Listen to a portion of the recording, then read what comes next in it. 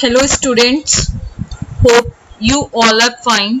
So in previous class we have learned about the neutralization reaction. What are the different neutralization reactions? In this we have learned when acids and base react with each other they form salt.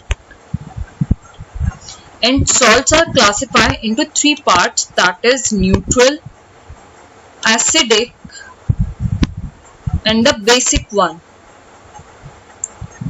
Okay, so today we are going to learn about the salt. What is salt?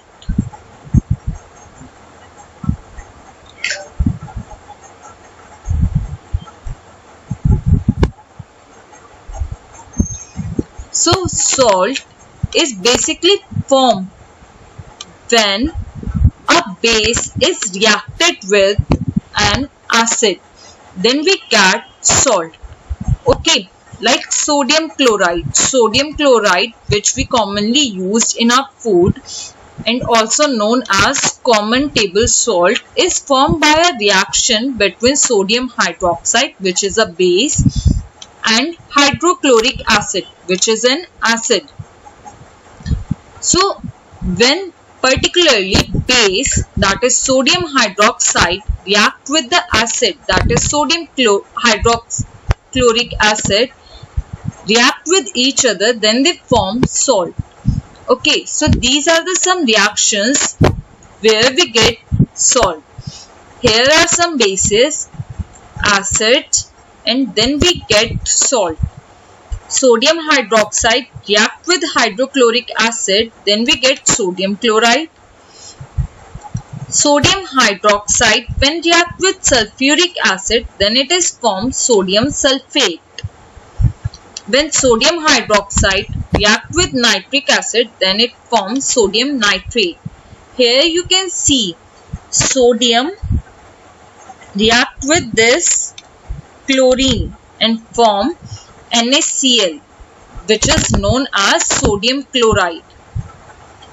Here sodium react with this sulfuric acid, or we can say with the part of sulfate. Then we get sodium sulfate. Here this sodium react with nitric acid to form sodium nitrate. Okay. How we name these salts? These salts have two names.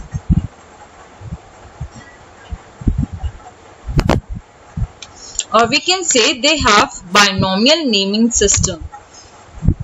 Okay, first part is coming from base,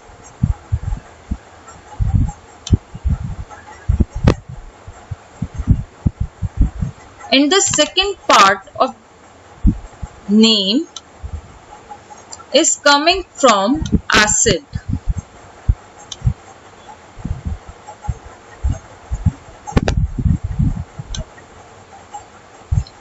As you can see in the names of salts, there are two parts, that is first part and the second part. Here the first part sodium, which is come from the base, like we have used here sodium hydroxide. So we get the first part sodium from here. And the second part of naming of salt, that is chloride, is we get it from hydrochloric acid. Here chlorine which is used is converted into chloride. Okay, so salts having two parts, in which first part is come from the base and the second part is come from acid. Okay, so overall from these reactions we have learned the first name of the salt come from the base and the second name of salt is come from acid, which is formed by the neutralization reaction. Let's see what are the different properties of salts. The first property is its solubility. Salts are soluble in water, like sodium chloride, which is soluble in water. Okay, potassium chloride, it is also soluble in water. But the few salts like lead chloride and the silver chloride, these salts are sparingly soluble in water. So we can say most of the salts are soluble in water. The second property is salts remain in the form of crystals.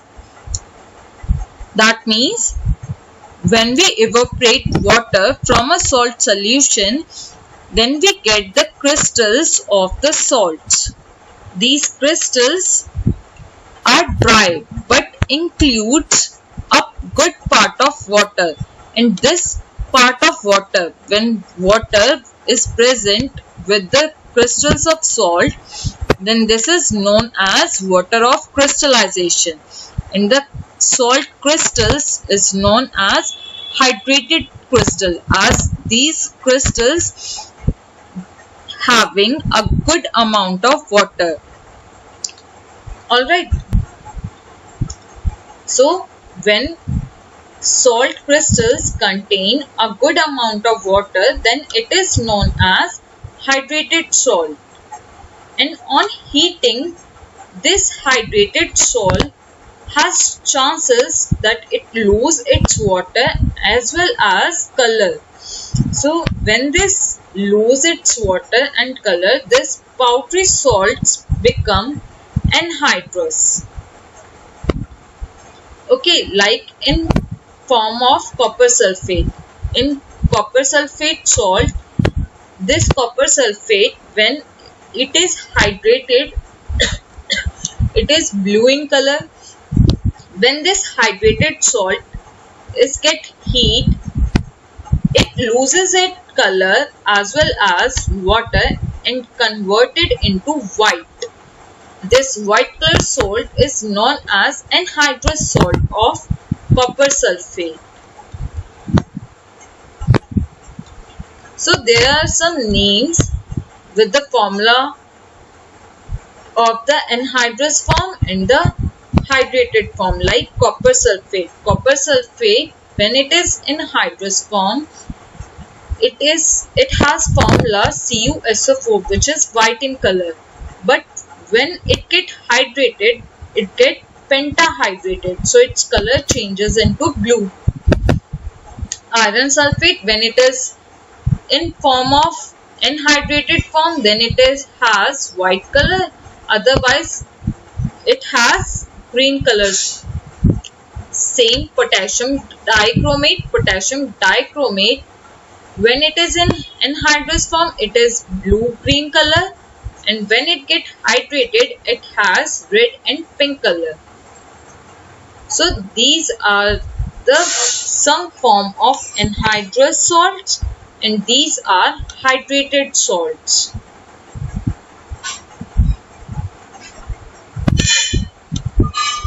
So there are two properties of salt: solubility in water, and salts remain in the form of crystals even when they vaporized.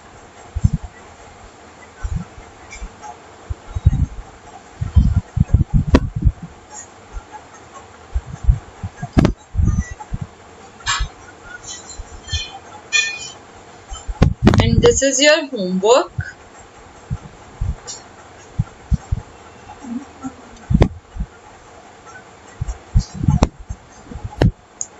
Okay, thank you.